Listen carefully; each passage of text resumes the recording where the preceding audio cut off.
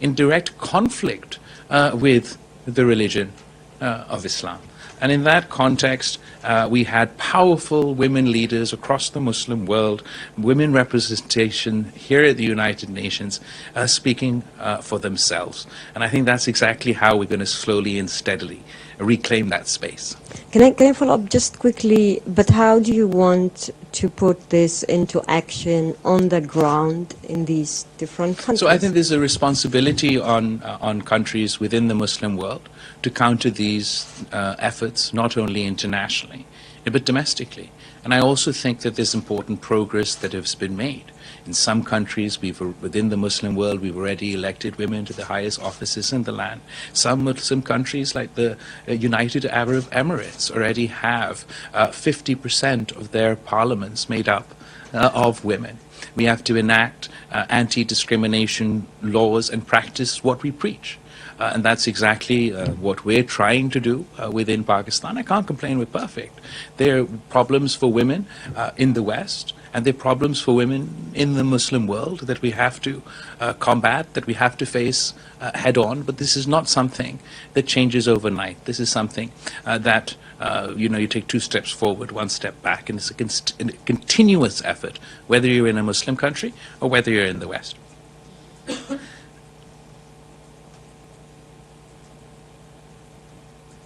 I think that the second question also, that covers the women in Islam piece quite well, so I'll move on to Palestine and Kashmir. I think your parallel is very justified. There's many similarities in the plight of the people of Kashmir and the plight of the people of Palestine. I've been, and I think it's fair to say that both issues remain unaddressed by the United Nations, and we'd like to see an extra focus not only on Palestine, but also on Kashmir. You're also right to note that we face a particularly uphill task to try and get Kashmir onto into the center of the agenda at the United Nations. And whenever the issue of Kashmir is brought up, our friends within our neighboring countries strongly object, vociferously object, and they perpetuate a post-fact narrative where they try to claim that this is not a dispute for the United Nations, that this is not a disputed territory recognized by the international community. And they insist, counter to the facts, counter to the reality, that their usurpation of Kashmir should be endorsed. So while we do find it difficult to get the truth across, we are persistent in our efforts. And at every opportunity, be it at the UN Security Council or at various events that I attend or address or chair, I do make the effort not only to mention the hypocrisy when it comes to the plight of the people of Palestine, but also to focus on the difficulties faced by the people of Kashmir. On to James's point and your point, what fantastic news today! In a world where we're unfortunately no longer used to receiving good news, I think that this was really fantastic.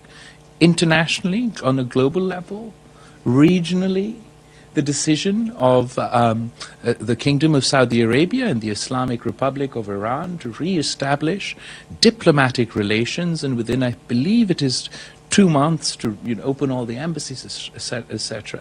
I cannot underestimate the significance of this achievement. And in my concluding remarks in the General Assembly today, I specifically mentioned both as chair of the CFM, of the OIC, and as Foreign Minister of Pakistan, we wholeheartedly welcome this accomplishment.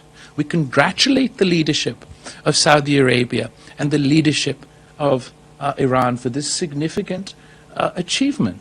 But it also goes to show the role, the leadership role that China is playing on the world stage. A leadership role that is focused on uniting rather than dividing.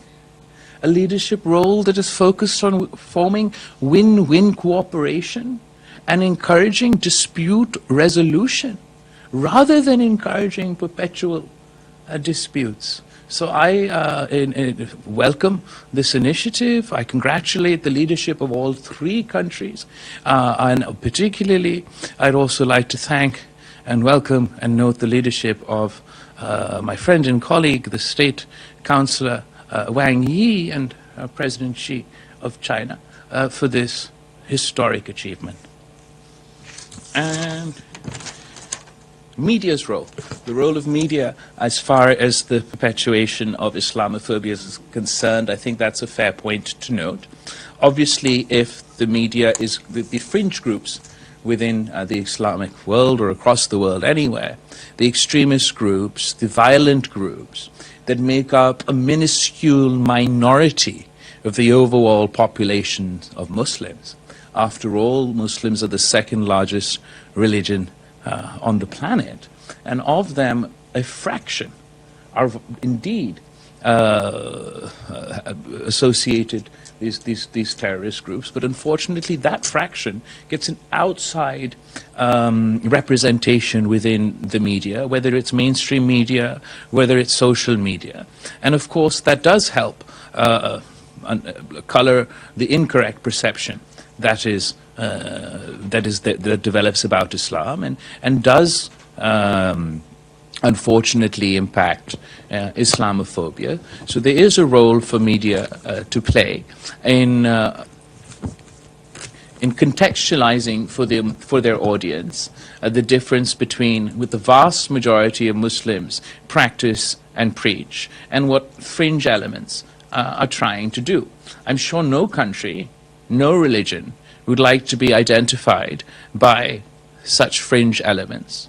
Here in the United States, they wouldn't like to be identified by the fringe and extreme elements that may exist, and no country or no religion would like to be associated with those fringe elements. And it's just as true for the Muslim world and for Islam. So there is an important role that media can play in that context. I think we've covered all the questions that I've noted down.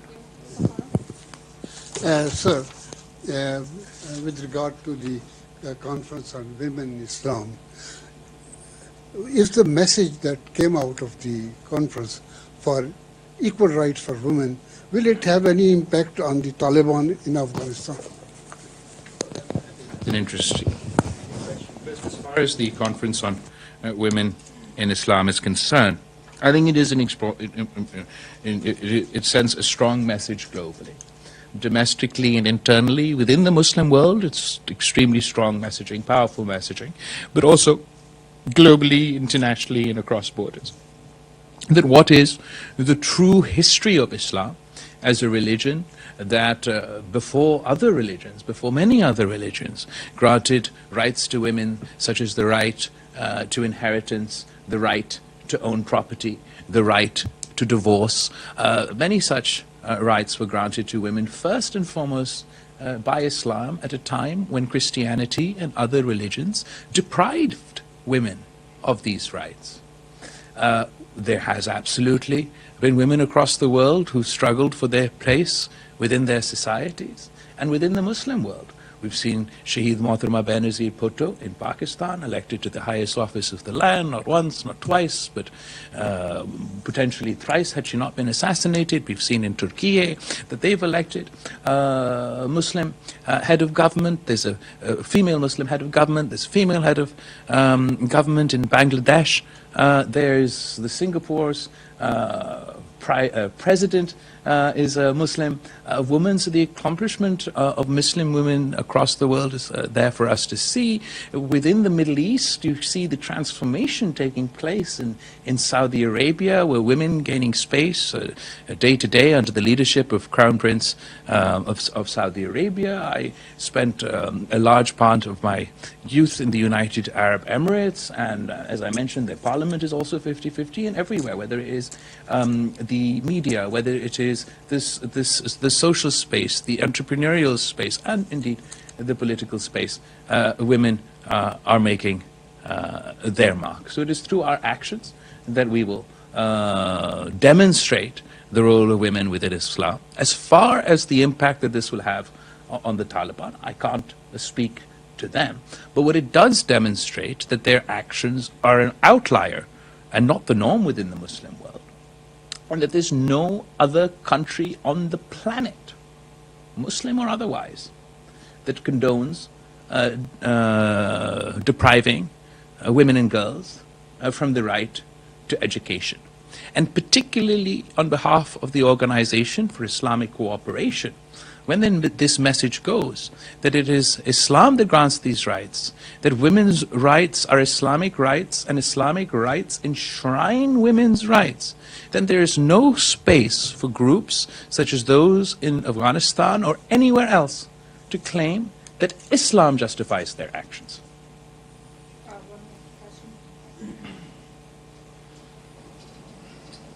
A follow-up on Afghanistan, please. Sure.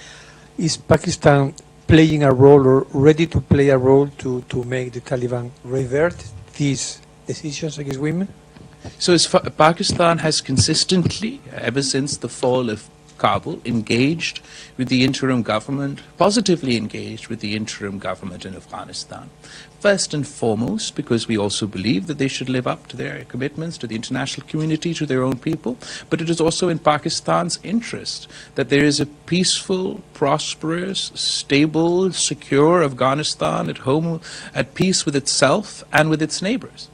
And it is in our interest that the interim government in Afghanistan are able to deliver on their commitments to their people and to the international community, because if they fail to do so, of course, they will, the first and foremost victims or consequences of that failure will be the people of Afghanistan, but the sort of the second victims of such a failure will be the people of Pakistan. For example, they fail to live up to their commitment to ensure that their soil is not to be used for terrorism. Of course, the first and foremost victim of that will be the people of Afghanistan, but secondary, the victim of that are the people of Pakistan who have seen an increase of terrorist attacks since the fall of Kabul. There's a sort of famous saying that if Kabul sneezes, then Pakistan catches a cold. And if this precedent is allowed to be set within Afghanistan, I'm sure there'll be fringe and extremist groups, both in my country and other countries, that will try to perpetuate this sexism and deprive women of their rights in education. We also believe that these steps that have been taken by the interim government, where they are not living up to their promises, and we've spoken clearly with them on this, that it doesn't help us help them. It puts us in a very difficult situation to advocate for some of the things that the people of Afghanistan need in the form of humanitarian aid, the unfreezing of their funds, the functioning of their economy, etc., etc. Puts us in a very difficult position in where we are trying to advocate for those things, but then they are not living up to their commitments in the context of women's education. We are. You can ask. Yep. Thank you, Your Excellency, because my question didn't get answered. Sorry. That's fine. The role of, and because I write for a Catholic newspaper, the role of other churches, but specifically Pope Francis, who has made overtures, has been to several Muslim countries, most recently Iraq, and created dialogue between the Vatican and different. You know, what can you say about the Catholic Church's overtures to Islam and how that's helped? So I think that first of all I'd like to welcome and praise the efforts of His Holiness Pope Francis, is particularly to do with interfaith harmony. And I absolutely agree that there is a role for all of us to play to encourage interfaith harmony between religions. And rather than sort of just speaking in our own echo chambers, if members of different religions and religious groups come together, I think they'll find that there's far more that we agree upon than as to what we disagree upon. Someone with the prominence of the Pope himself, I think, can play quite a significant role in this context. Thank you again. There is some pressure on Indonesia to normalize with Israel. I'm scared that if these efforts give fruit, we will see a domino effect on Muslim countries. Would you envision anytime soon that Pakistan would ever normalize with Israel before Palestinians achieve their rights? So as far as what you refer to about Indonesia, I'm honestly not aware and therefore not in a place to comment. As far as Pakistan is concerned, I can imagine a time when Pakistan would be able to recognize Israel, but it would not be possible without first the people of Palestine making that decision. Our country is clear, our people are clear, our history is clear. We pride ourselves that our passport never recognized an apartheid state. And at a time when South Africa were one of those countries, our passports used to say that our passports are valid for all countries except South Africa and Israel. Today there is one apartheid state left in the world, and Pakistan does not recognize. Real quick, UNHCR is also very critical to the human rights situation in Pakistan. Could you comment a little bit on it? UNHCR has a very important role to play across the world. And while Pakistan relies on the UNHCR's reports in the context of, for example, Kashmir, then we'll absolutely have to be willing, tolerant of any and all criticism that they may have of Pakistan's record on human rights. I can't stand here before you and say that Pakistan has an outstanding record on human rights, but I can say that there are political parties, civil society, people across the length and breadth of Pakistan that have throughout our history struggled for and achieved quite significant progress on the issue of human rights, but there's a long way to go. I will take special Zoom and then we'll conclude. You haven't answered Mr. Minister, you haven't answered my question. As a chairman of the OIC, what kind of impediments and practical problems you see and experience that OIC has not been able to achieve, clearing the misperception about Islam and women in Islam? Well, as far as the misperception about women in Islam, or as far as the issue of Islamophobia, of course there's a lot of work that's yet to be done. But both events held for the first time here at the United Nations. The marking of International Women's Day from the OIC platform, and the high-level event held in the General Assembly today, along with the President of the General Assembly, with the OIC, to combat Islamophobia, are just two examples of our efforts to this end. But of course, we have to continue these efforts to see results on the ground. Mr. Foreign Minister, just one quick question. I have to go to the UN Secretary Just General. one quick question. On the economic front, anything you have to need to say about the economic front? As far as the economy... Are you meeting someone here, sir? As far as the economy is concerned, absolutely, Pakistan is facing incredibly difficult economic times. There's harsh economic realities across the world. We're facing the brunt of them because we have the economic impact of the COVID pandemic that we're still feeling and facing in the form of inflation. We have the economic impact of the fall of Kabul. The economic activity in an economically functioning state to our border over a year ago collapsed, and we've seen the nosedive of their economy, which has the impact in the region. We've also seen the economic output of the impact of the war in Ukraine that has had an outsized impact on developing countries, including Pakistan, in the form of energy insecurity, food insecurity, and skyrocketing inflation. To top it all off, we faced last year the catastrophic climate catastrophe in the form of the floods, took 10% out of our GDP, washed away 5 million acres of standing crop. People are still to 2 million houses. People to this day are facing the consequences of this natural calamity, and we will have to deal with the economic and other consequences of this for times to come. We also have seen, as I've mentioned, over the past year, a steady uptick in terrorist activity, but more recently significant terrorist attacks in Peshawar and in Karachi. Of course, that too has an economic impact. And finally, the cherry on the cake is our negotiations with the IMF, as ever ongoing and still not concluded. And that uncertainty also has economic consequences. So Pakistan is facing a perfect storm of crises. The economic situation is nothing short of a disaster, particularly for the bottom of the pyramid.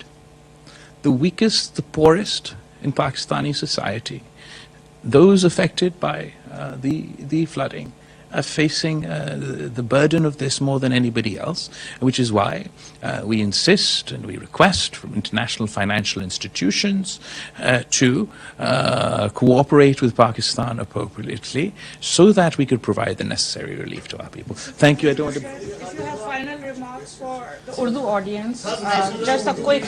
Sorry, मैं आप सबका बहुत शुक्रगुजार हूँ. आज पाकिस्तान ने अपने capacity में as chair of the Council of Foreign Ministers of the OIC हमने 2 तारीखी events host किए हैं यहाँ अक़वाम मुत्तहिदा में. 2 दिन पहले इंटरनेशनल वुमेन्स डे पे हमने औरतों और इस्लाम के नाम पे OIC के प्लेटफॉर्म पे यहाँ यूनाइटेड नेशंस में एक इवेंट रखा था जिसमें पूरा दुनिया ने अपना नुमाइंदगी और पॉइंट ऑफ व्यू सामने लेकर आया. और इस इवेंट का मकसद ये था कि दुनिया में जो इस्लाम के बारे में गलत फहमी है, जो औरतों के हकूक़ के बारे में और इस्लाम के कॉन्टेक्स्ट में औरतों के हकूक़ के बारे में जो गलत फहमी है, उसको दूर करने की एक कोशिश था. अल्हम्दुलिल्लाह बहुत कामयाब किया. हमने दुनिया को एक मुंह तोड़ जवाब दिया कि इस्लाम वो मज़हब है जो औरतों को सबसे पहले हकूक़ दिए हैं. इस्लाम वो मज़हब है जिन्होंने पहले मुस्लिम दुनिया को खातून वज़ीर आज़म दिया. पाकिस्तान में, तुर्किया में, बांग्लादेश में, जगह जगह. और जहां हमारे मसाइल हैं वहां हमारा कामयाबियां है. और हम समझते हैं कि इस्लाम के नतीजे में औरतों के ये हुकूक मिले हैं. साथ साथ OIC के प्लेटफॉर्म से जहां ये एक बड़ा कामयाबी तो था कि पिछले साल हमने 15 मार्च के लिए जो रेजोल्यूशन पास करवाया, लेकिन अगर सिर्फ हमने रेजोल्यूशन पास करवाना था और भूल जाना था तो वो उसका इम्पैक्ट नहीं होता. आज जो हुआ कि जनरल असेंबली का, यूनाइटेड नेशंस का, अक़वाम मुत्तहिदा के जनरल असेंबली का हॉल में आपका वज़ीर ख़ारजा बतौर OIC का काउंसिल ऑफ फॉरेन मिनिस्टर्स ने को कन्वीन किया. President of the general assembly एक तरफ और यूनाइटेड नेशन सेक्रेटरी जनरल दूसरी तरफ, और पूरी दुनिया को सामने बिठा दिया और उनके साथ इस्लामोफोबिया का दिन मनाया और पूरी दुनिया से कहलवा दिया कि इस्लामोफोबिया गलत है. मुसलमानों के खिलाफ जो ज़्यादतियाँ हो रहे हैं उनसे उसका मज़ाहमत करवाया कि अगर हमारा कुरान पाक पे, अगर हमारा इबादत गाहों पे हमले होंगे तो उसका भी मज़ाहमत करवाया. और मैं समझता हूँ आज हमने एक तारीखी रवायत शुरू किया. इस प्रेसिडेंट के बाद इंशाअल्लाह ताला आगे जाके पाकिस्तान के पास तो OIC का ये प्लेटफॉर्म नहीं होगा, लेकिन आगे जाके इंशाअल्लाह ताला हर साल यहाँ इसी अक़वाम मुत्तहिदा में OIC और यूनाइटेड नेशंस इस्लामोफोबिया दिन मनाएंगे. और आहिस्ता आहिस्ता जो जुल्म और नाइंसाफ़ी मुस्लिम दुनिया में और गैर मुस्लिम दुनिया में जहाँ मुसलमान रहते हैं उनके साथ हो रहे हैं, उनका हम मुकाबला करेंगे. I am very grateful. I am sorry I have to run to the SG. Bilawal Bhutto Zardari New York में न्यूज़ कॉन्फ्रेंस में इज़हार ख्याल कर रहे थे. उनका कहना था कि इस्लामोफोबिया के हवाले से सेशन का इनेकाद काबिल सताइश है. दहशतगर्द